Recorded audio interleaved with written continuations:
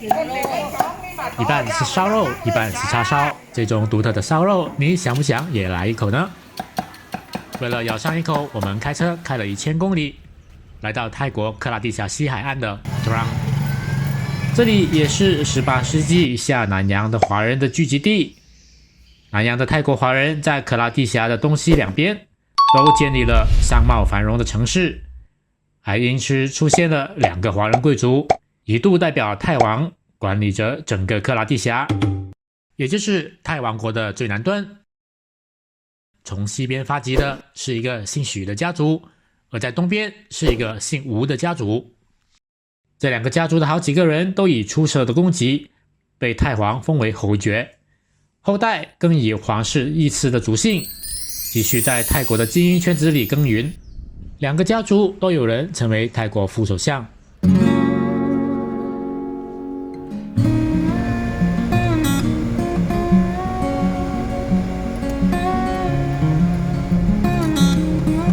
这一集的钢铁丝路，我们没有坐火车，而是自驾开车到泰南，去德朗吃吃喝喝，顺便去看看我们从没去过的华人港口当当。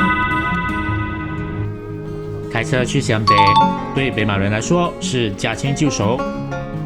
一如既往，先在长论找保险代理，办好了泰国的基本保险，还有自驾入境文件，就从黑木山 Bukit Kayu Hitam 入境泰国。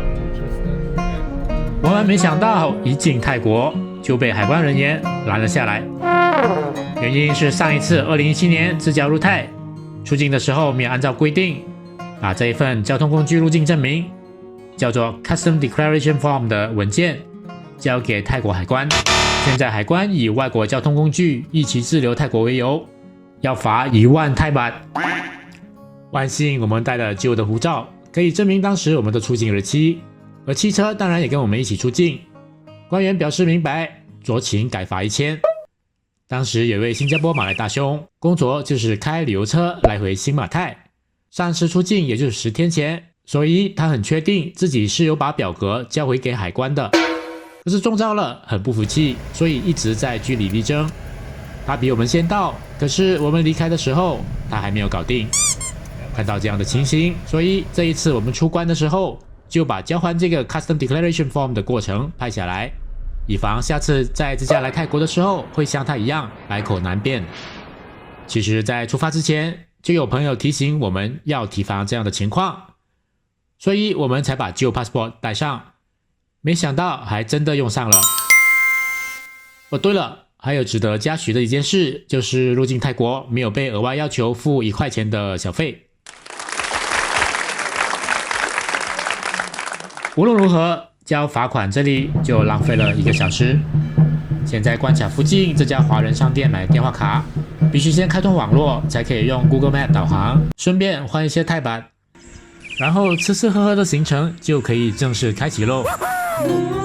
我们去的这家 Krokun Kwang 离开边界已经有点距离，靠近沙岛市区，地点有点偏僻，要离开大路拐进村子里大概1公里。东西是真的不错哦，风味独特。海鲜粉丝炒臭豆是老板特别推荐的招牌菜，还有这个炸泥鳅，口感酥酥脆脆，沾上特调酱汁，好吃又好看。另外还有臭豆炒鲜虾、咸蛋凉拌木瓜丝。这家店真的可以推荐，不过东西都很辣就是啦。吃过午饭，继续开车。这一次我们要去的地方叫做 Drang。中文是写作东里府。德朗其实就是马来文的德朗，就是明亮的意思。延伸出去还有德鲁斯德朗，也就是把话说得明明白白，直话直说，明人不说暗话的意思。因为克拉地峡是说马来语的民族的世代居住地，所以地名是源自马来语。不过克拉地峡已经归泰人的几个王朝连续统治了超过700年。但是塑造了今天Trang的却是华人，因为18世纪在Trang的海港，一个叫做甘当的地方是南洋华人的聚集地，其实就类似槟城的概念。这是我们第3次去Trang，印象中没有很远，而且根据 Google Map 的导航，从槟城开车到Trang只要5个小时。结果我们早上8点从槟城开车，泰国时间晚上7点才到德朗的地标，一个叫做德朗安德曼 Gateway 的公园，所以总共是花了10个小时才到。从布吉嘎尤去当境经沙刀去德朗，要经过一个小小的山脉，而路就开在这条山脉比较低的地方。马克拉地峡西边的德朗连接上东边的松格拉，这2个小城都是在18、19世纪的100年间由下南洋的华人开发起来，并有效管理的海港城市。这座公园之所以叫做安达曼之门，是因为这条公路开在暹罗湾和安达曼海之间，就像2片海之间的一道门。而当年负责开辟这条路的是华人州长许新美。这座公园其实主要也是为了记录许新美开路的事迹。开路的故事以浮雕来呈现，而公园里以象群作为主题。除了因为大象在泰国文化里有吉祥的意义，另外也是因为当年1880年代开路是用大象去工作的。3次来德朗都住这家火车站后面的酒店，酒店名字叫做 Maison Duchia。住在这里主要就是为了停车不用停在市中心的路边。这里酒店旁边有空地，方便停车，也比较隐蔽。另外，酒店里面有一个挑高3层楼的庭院，摆了几张小桌子，夜市买的东西，家人朋友们可以坐在一起吃吃喝喝，很方便。房间也大，价格也实惠。搞定了入住，放下了行李，就去闯的夜市吃晚餐。这个夜市在市政厅旁边，不算大，开了12小时的车，看到摊子上各种各样的泰式小吃，心情特别轻松。这几个卖米粉捞咖喱汁的摊子是整个夜市最好生意的摊子。这种米粉或其实是米线，叫做看到米筋，有咖喱，有蔬菜，有肉，没记错是30板，非常便宜，是台南的特色美食之一。别的摊子还有其他的咖喱料理，也是南部的特色，可惜我们来晚了，选择不多。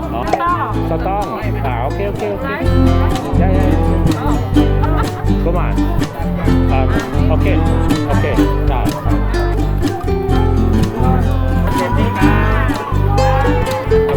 在夜市吃了一顿，意犹未尽，到市区逛逛找甜品。街上还有不少新老店铺，感觉都非常好吃。下次有机会一定要尝尝。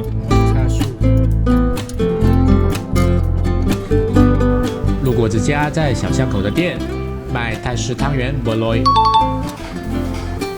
小店灯光明亮，让色彩亮丽的食材看起来更令人食欲大开。甜品好吃，不会太甜，所以小店生意不错哦。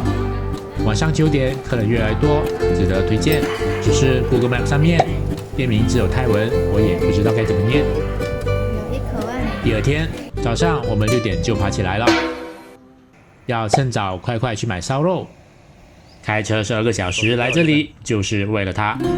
整个德朗到处都可以见到卖烧肉的小摊子，不过来之前我们做过功课，据说整个德朗最好的烧肉就是巴萨里面的这一家。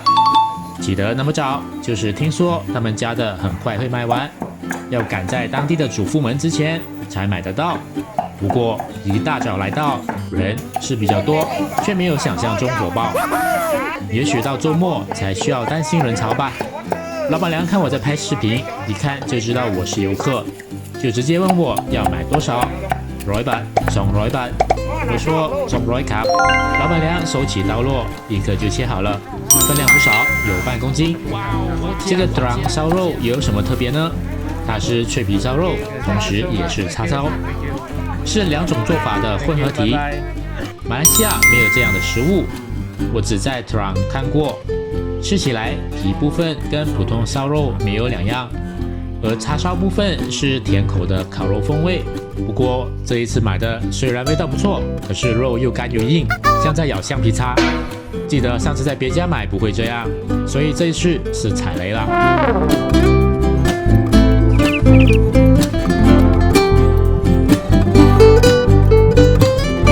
除了烧肉，泰国人来到德朗一定要吃的还有另一种美食就是港式点心。所以在床有好多家点心店，用 Google Map 输入床dim sum就可以找到啦。我们选的这一家上一趟有来过，叫做雷床2号。虽然不是德朗最大最有代表性的那一间，可是有它的特别之处，装修的像花园一样，挂满绿色的热带植物，店面全白色，气质很文艺。用文艺咖啡甜品店的装修卖点心的，这个创意很泰式。泰式点心做法跟港式点心一样，用薄薄的馄饨皮包厚厚的肉馅，蒸好了就上桌。只是泰式的馅料比较不拘一格，港式点心不外乎猪肉、虾肉、鸡肉。泰式点心呢，除了以上几种鲜肉，还会有香肠、培根、蟹味棒这些加工食品，而且还会出现青菜绿叶，或是像这样豆腐皮裹金针菇，充满自由奔放的创意。而这家 Latron 的招牌是大蟹肉枣，一颗80板，满满的都是蟹肉。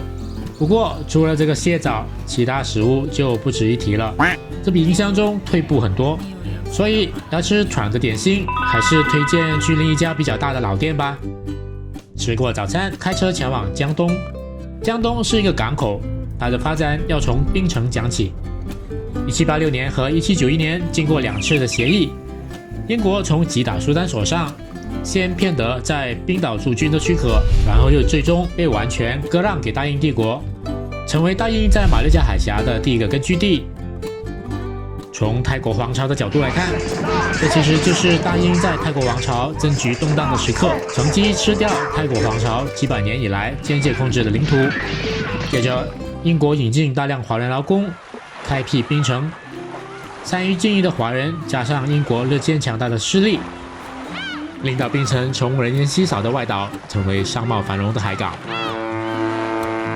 而有的华人就看到商机，反而选择在泰国克拉地峡西岸这边落脚，在泰国和英属槟城之间做生意。其中做得最出色的是来自福建漳州的许世章。1810年，25岁的许世章来到南洋，开始在槟城和泰南西岸的几个地方做船运和出入口的贸易。其实不止把货物带进泰国，还把英国人做事情的方法也一起学了过去。事业发展起来以后，还与槟城的同乡合作，在拉农开发锡矿，迅速累积了巨大财富。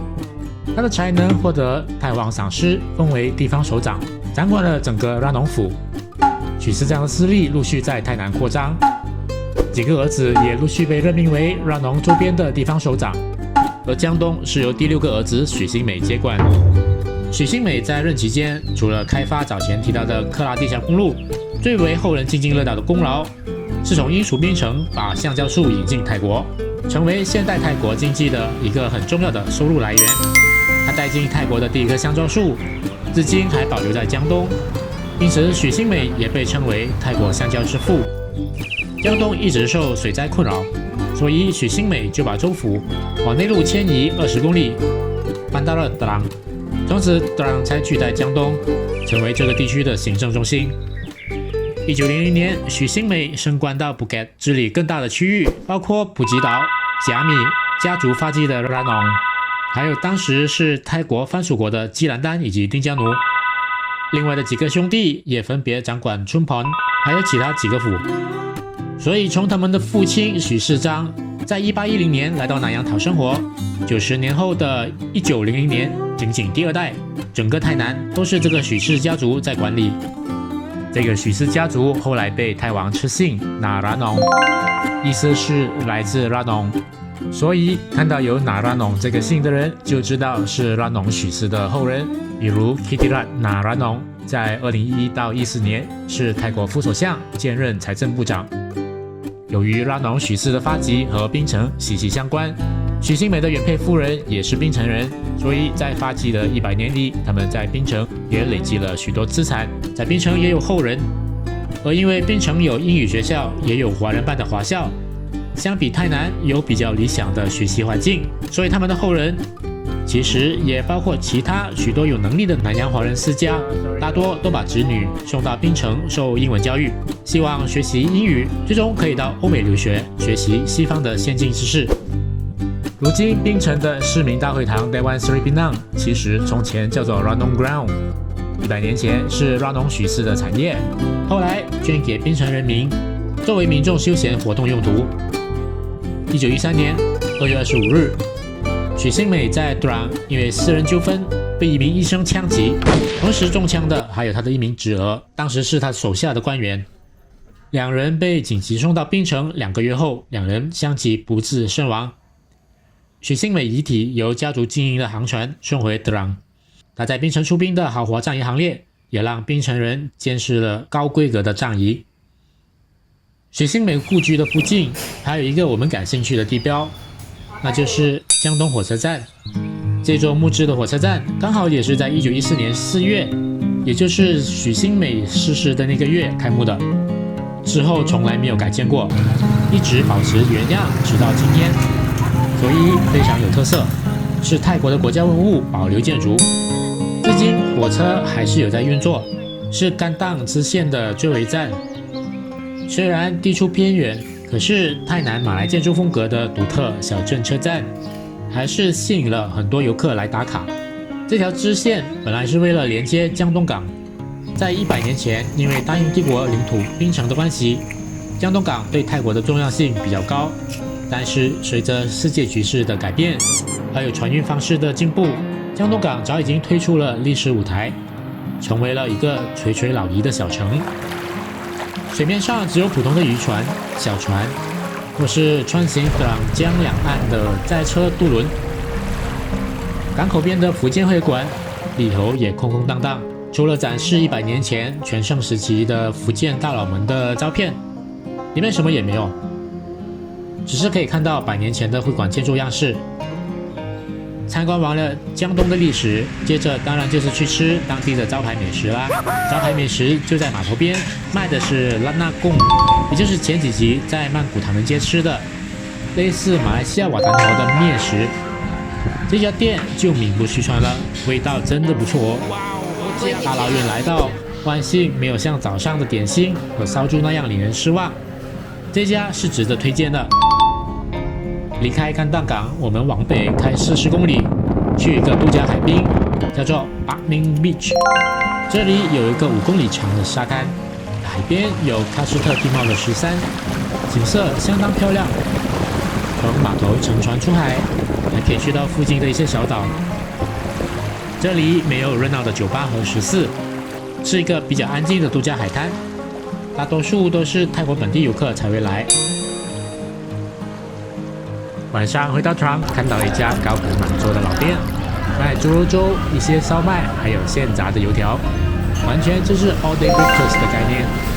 这家店叫做新洲，也就是新洲，也是Drang火车站一带有名的老店，所以虽然不是旅游旺季，还是人声鼎沸。隔天一早再去Drang的菜市逛逛，烧肉今天就不想吃了，下次吧。这一摊卖各式各样的糕点，有泰式的糯米糕，也有中式的粽子，还有西式的三文治汉堡，真的是什么都有，是这里市民们所喜爱的早餐摊子。大家都骑着摩托车特地来这里买他家的糕点当早餐，而我们的早餐还是跟昨晚一样，猪肉粥、点心、油条，还有果条汤。在泰国吃油条一般都是沾这种甜椰子酱，马来西亚人叫做咖亚酱，再不然你可以沾加糖的黑咖啡。油条沾甜的黑咖啡，这种吃法是马来西亚的习惯。这种穿梭在街头巷尾、造型圆润、噪音浑厚的tuk tuk是Drang才有的特色。泰国不同的城市的tuk tuk都不太一样。个人觉得造型最复古的就是Drang的tuk tuk。大镜下面的 logo 是日本的大发Daihatsu，型号叫做 Midget， 也就是小个子的意思。1962年开始生产。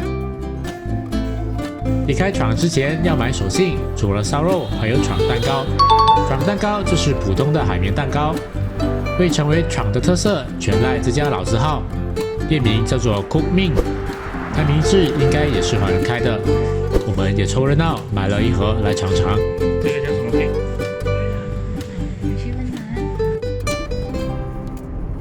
在在土朗住了个2天，我们开车往回走。跟马来西亚的不一样，在泰国川州过省并没有封闭收费的高速公路，府和府之间的公路都是免费的，两边都是私人土地或是村庄城镇，只要有地，谁都可以在路边开店。从土朗南下的大路旁，橡胶林旁边，有人建了几座漂亮的玻璃屋，用来开咖啡厅。鸟不生蛋的路边橡胶园边上，开了一家这样的漂亮咖啡店。建筑物设计是四面玻璃的温室风格，还居然高朋满座。老板的这盘生意真是让人羡慕。蛋糕90把一片，饮料大概100把左右，也不算太贵。喝杯咖啡，吃个蛋糕，打个卡，休息一下，再继续赶路。这个时候，17年的 Honda City 的码表迈入了20万公里。我们的目的地是 Songkhla。这里也是华人开创的海港城市，以海港老城的风光和华人文化，同样吸引着泰国国内的旅客，也是马来西亚人常来的泰南城市。来到这里享用地道早餐，有老字号的猪肉汤。这猪肉汤类似肉骨茶，有排骨、小肠、猪杂之类，不过调味跟马来西亚或是新加坡完全不一样。马来西亚卖的这种汤不外乎药材味的肉骨茶或榨菜味的鸡杂汤。新加坡的话就是浓浓的胡椒汤。Songkhla的这个猪杂汤，汤头是用各种香料调制的，味道有点像五香粉，又不完全是，所以很不一样。小店的位置就在 Songkhla 的城隍庙旁边一点，这个城隍庙算是一个小小的华人会馆，里面还有华人小学以及一些介绍Songkhla华人历史的看板。庙宇正中的一块匾额“永电宋邦”。透露了在18、19世纪一个宋卡华人政权的故事。18世纪后期，在克拉地峡的东边，地形极为独特的宋卡，有个姓吴的福建华人家族建立起来的政权。势力最庞大的时候，管理的地区包括今天马来西亚的吉兰丹、丁加奴、吉打、玻璃市、槟城，还有今天泰南的巴达尼、那拉蒂瓦、亚拉，还有宋克拉。其实就统治了整个马来半岛的北部和克拉地峡的南部，而且还发行自己的货币。1750年开创这个吴氏政权的吴让，从漳州来到这里，经过19年的资本累积，1769年生财有道的吴让，通过竞标成功向当时的泰国华人皇帝正黄塔信，以每年缴税50金银子的代价，承包了宋卡一带的收税权。几年过后，又因为经营出色，正黄在1775年封吴让为宋卡城主。1784年来到宋卡34年后，吴让逝世，其子吴文辉即位。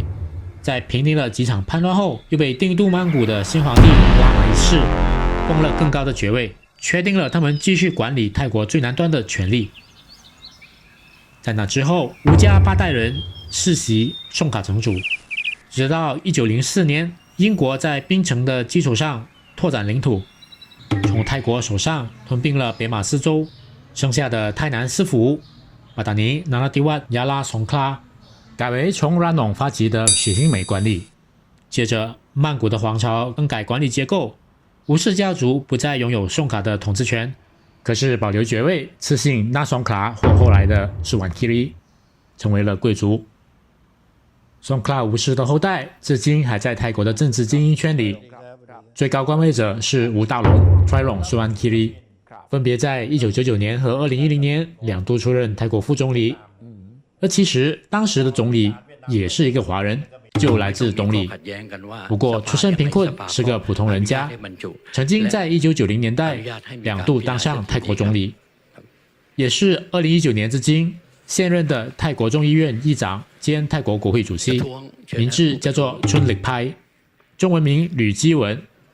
以上就是克拉地峡2个华人世家的简介。其实南洋的许多城镇还有许许多多这样的华人故事。南洋华人在17世纪到19世纪，在葡萄牙、西班牙、荷兰、英国、法国以及美国人主导的掠夺性殖民世界里，注入了智慧、劳力甚至性命。在南洋兴邦兴国，是东南亚近代历史里面持续不停地带来现代化以及经济发展的一支最重要的力量。能影响政治的其实也不少，尤其在泰国和菲律宾，只是100-200年以后，他们都已经融入了当地的身份，忠于他们生遗师、长遗师的那片土地。如果你觉得这一集的内容为你带来了一些资讯，请记得点赞、关注和分享我们的频道哦，这是支持我们持续更新的动力。另外，我们还开了一个副频道，为大家带来更多旅行以外的内容哦，希望大家也可以支持一下。这一集的台南自驾之旅就到此结束，感谢你的收看。